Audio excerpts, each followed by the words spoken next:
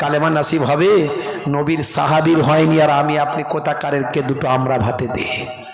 হ্যাঁ, নবীর সাহাবী বলে কথা, যে সাহাবীর দরজাত আল্লাহর নবী বলছেন আমার সাহাবীদের মর্যাদা কত শোনো, আসহাবিকান নাজুম, আমার সাহাবীরা হলেন আকাশের নক্ষত্রের মতো।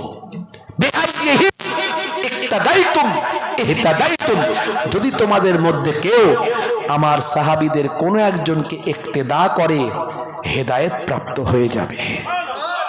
সেই সাহাবী মায়ের মনে দুঃখ লেগেছিল। তাহলে ইসলামে নারীদের কত সম্মান বুঝতে পারছেন? কিন্তু সেই নারী আজকাল কি হয়েছে? নায়িকা হয়ে গেছে। কথা ঠিক না ভুল?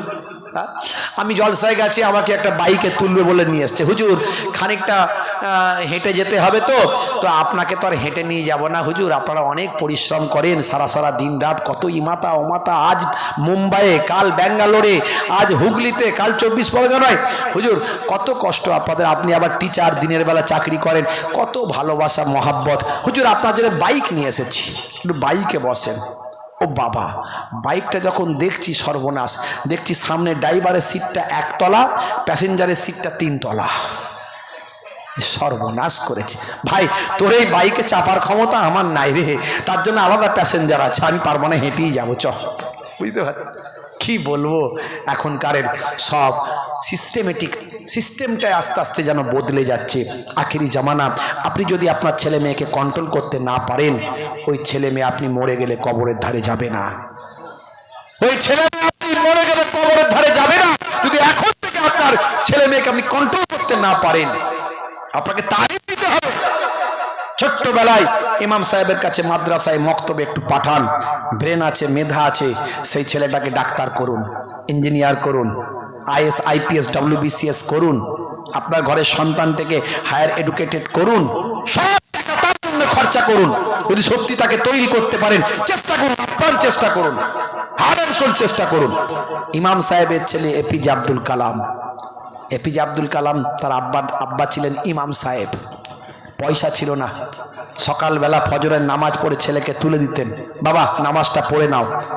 APJ আব্দুল কালাম সকালবেলা ফজরের নামাজ পড়তেন, পড়ে কিছু ইনকাম বাড়ানোর জন্য খবরের কাগজ নিয়ে দোকানে দোকানে ডোর টু ডোর খবরের কাগজ বিলি করতেন। করে এসে মা খাবার রেডি করে রাখতো, মায়ের কাছে খাবার খেতেন, খেয়ে আবার স্কুলে চলে যেতেন, পড়াশোনা করতেন। সেই জায়গা থেকে পড়তে পড়তে একদিন ভারতের বিখ্যাত ব্যক্তিত্ব, মিসাইল ম্যান, পরমাণু বিজ্ঞানী, ভারতের প্রাক্তন রাষ্ট্রপতি, যতদিন পর্যন্ত ভারতবর্ষের নাম পৃথিবীর মানচিত্রে থাকবে, APJ আব্দুল কালাম মুসলমান ঘরের সন্তান, ইমাম সাহেবের ছেলে, তার নাম পৃথিবীর মানচিত্রে লেখা থাকবে।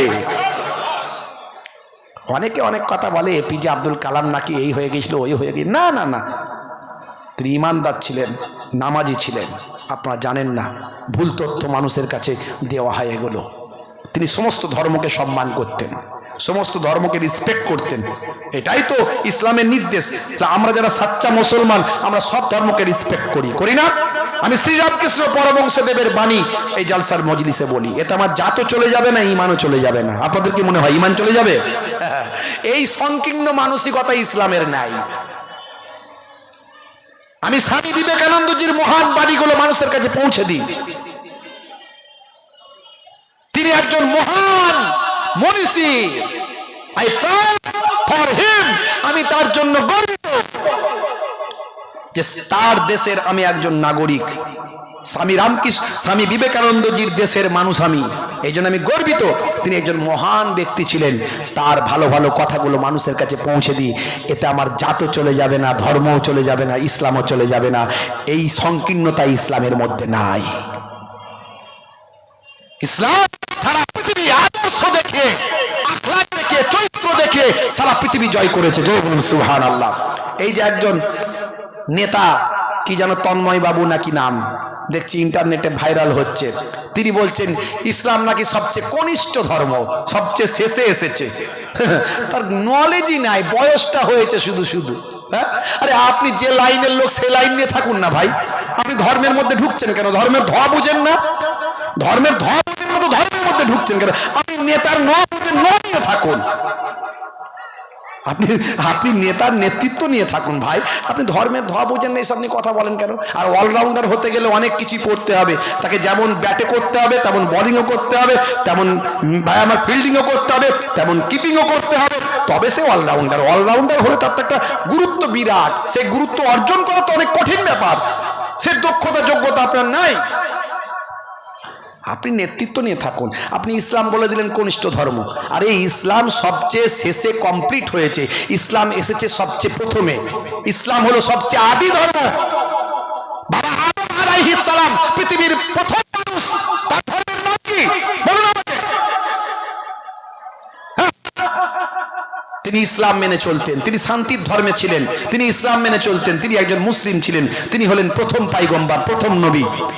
অ্যাকর্ডিং টু খ্রিস্টানিটি, অ্যাকর্ডিং টু ভাই আমার ওই ইহুদিজম, অ্যাকর্ডিং টু নাসাই, আপনি এগুলো দেখুন, অ্যাকর্ডিং টু আব্রাহাম রিলিজিয়াস, তাতে আপনি দেখুন তারা বলছে অ্যাডাম, আমরা বলছি আদাম, তারা বলছে ঈদ, আমরা বলছি হাওয়া, আমরা যাকে হাওয়া বলি তারা বলে ঈদ, আমরা যাকে আদাম বলি তারা বলে অ্যাডাম, আমরা বলি দাউদ তারা বলে ডেভিড, আমরা বলি সুলাইমান তারা বলে সোলেমান, আমরা বলি মারিয়াম তারা বলে মেরি, আমরা বলি ইব্রাহিম তারা বলে আব্রাহাম, আমরা বলি মুসা তারা বলে মোজেস, আমরা বলি ঈসা তারা বলে যিশু।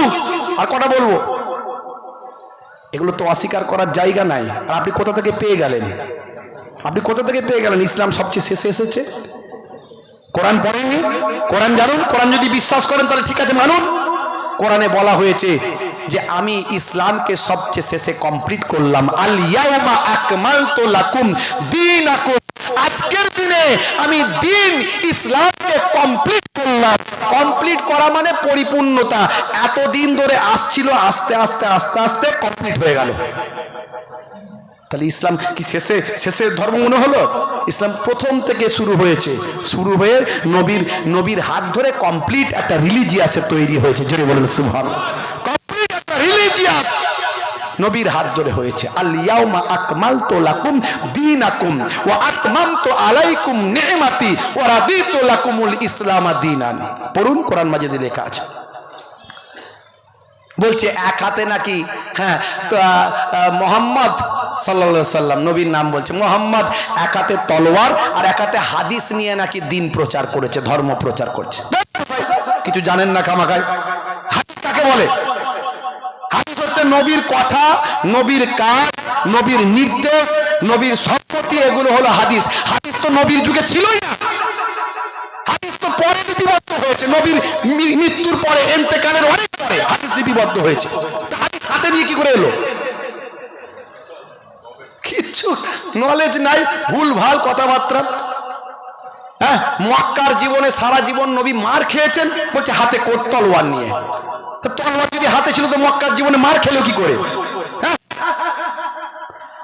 মদিনার জীবনে নবী প্রতিরোধ করেছেন, ইসলামের 26 থেকে 27টি যুদ্ধে সেনাপতিত্ব করেছেন নবীজি। কিন্তু প্রত্যেকটি যুদ্ধ ইসলামী ইতিহাস পড়তে হবে আপনাকে, জানুন।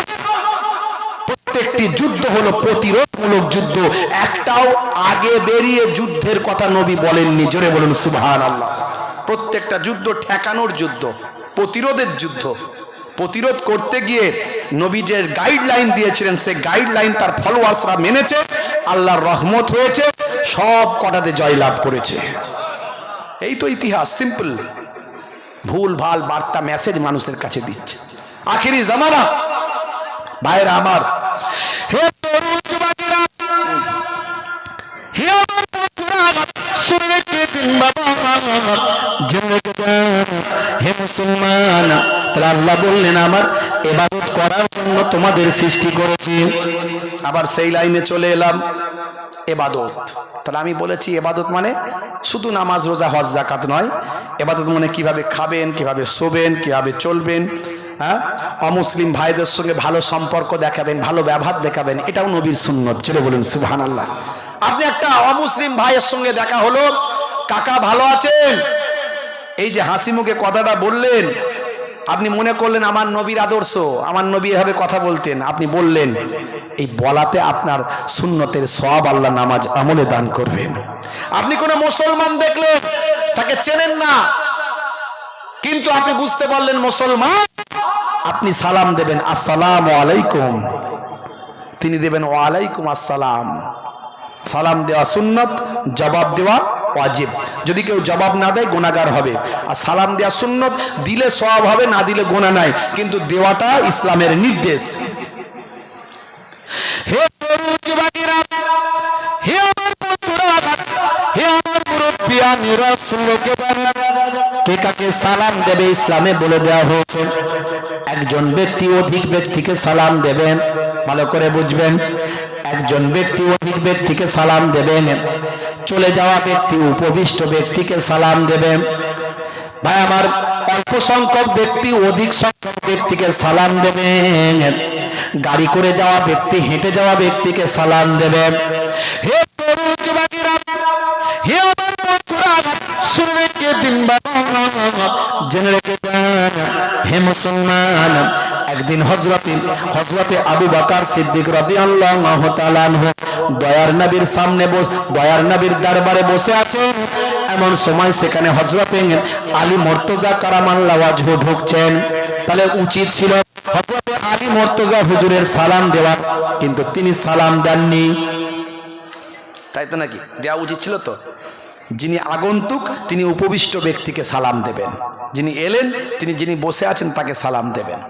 সালাম দেওয়া উচিত ছিল আলী হুজুরের, কিন্তু সালাম দেননি। হযরতে আবু বকর হুজুর চিন্তিত হলেন, কি ব্যাপার ভাই আলী, আপনি সালাম দিলেন না? বরং হযরত আবু বকর হুজুর তো বাধ্য হয়ে সালাম দিলেন, আসসালামু আলাইকুম, তিনি সালাম দিলেন। আল্লাহর নবী আসার পরে, হুজরা থেকে বেরিয়ে আসার পরে হযরতে আবু বকর হুজুর আল্লাহর নবীকে কমপ্লেন করলেন, অভিযোগ জানালেন, ইয়া রাসূলুল্লাহ, হাবিবাল্লাহ, আপনার কাছ থেকে আমরা শিখেছি আগন্তুক ব্যক্তি উপবিষ্ট ব্যক্তিকে সালাম দেবে। আমি উপবিষ্ট অবস্থায় ছিলাম, বসেছিলাম, হযরতে আলী এলো, কিন্তু তিনি আমাকে সালাম দিলেন না। আল্লাহর নবী বললেন, আলী, বিষয়টা একটু ক্লিয়ার করো। হযরতে আলী মুর্তজা বললেন, ইয়া রাসূলুল্লাহ, হাবিবাল্লাহ, আমি স্বপ্নের মধ্যে দেখেছি যে বান্দা প্রথম একে অপরকে সালাম দেবেন, তার জন্য আমার আল্লাহ জান্নাতে একটা স্পেশাল বালাখানা অট্টালিকা বানিয়ে দেবেন। তাই আমার থেকে সম্মানে গুরুত্বে বড় তো হযরতে আবু বকর বড়। তাই আমি চিন্তা করলাম আমি ওই জান্নাতের বিল্ডিংটা নেব না, বরং ওই বিল্ডিংটা যেন আবু বকর পায়। তাই আমি আগে সালাম না দিয়ে হযরত আবু বকরকে সালাম দেওয়ার সুযোগ করে দিয়েছি। জোরে হবে না? তাহলে আগে সালাম দিলে জান্নাতে একটা বালাখানা আল্লাহ রেখেছে। আর এখন আমরা হয়ে গেছি, আমি মোহেবুল্লাহ হুসাইনি, ছোট হুজুরের নাতি, পিন্নগরী হুজুরের পোতা, পীরের আওলাদ। আমি মনে মনে ভাবছি, আমি কেন আগে সালাম দেবো? আমার মুরিদ, ভক্ত, ভালোবাসার মানুষ, তারা আমাকে আগে সালাম দেবে। বুঝতে পারছেন? ডাক্তার মনে মনে করছে পেশেন্ট আমাকে আগে সালাম দেবে, দোকানদার মনে মনে করছে খদ্দের আমাকে আগে সালাম দেবে, ইমাম সাহেব মনে মনে করছে মুসল্লি আগে আমাকে সালাম দেবে, দাড়িওয়ালা জুব্বাওয়ালা মনে মনে করছে দাড়ি চাচা মানুষগুলো আমাকে আগে সালাম দেবে। রাগ করবেন না, কিন্তু ইসলামের সিস্টেম এটা নয়। আপনি যদি আগে বেড়ে সালাম দেন, আপনার জন্য আল্লাহর জান্নাতে একটা বালাখানা আমার আল্লাহ বানিয়ে দেবেন। হযরতে আলী মুর্তজা চিন্তা করেন, আমার আগে যেন কেউ না সালাম দিতে পারে। সব সময় আগে সালাম দেওয়ার চেষ্টা করতেন। আসসালামু কাবলাল কালাম, কথা শুরুর আগে দাও সালাম। এই যে সালাম দেবে, সুন্নতের সওয়াবটা আল্লাহ নামাজ আমলে লিখে দেবেন। আর সবের মধ্যে আল্লাহ যা শিখিয়েছে, নবী যা শিখিয়েছে, আমি এর আগে বলেছি, ইন্টারনেটে 20-25 হাজার বক্তব্য আছে, সবের মধ্যে বিজ্ঞান, বাস্তবতা আছে, আধুনিকতা আছে, মডার্নিজম আছে, ক্লাসিক্যাল অ্যাক্টিভিটিস আছে। আমি এর আগে অনেক বলেছি, অনেক উদাহরণ দিয়েছি। আজকে যখন সালাম নিয়ে বললাম এটাই বলে দিই, এখন মনে করুন ইংরেজরা কি বলে? আমরা যেমন সালাম দিই, ওরাও তো একটা কিছু দেয়। ওরা কি বলে? Good morning,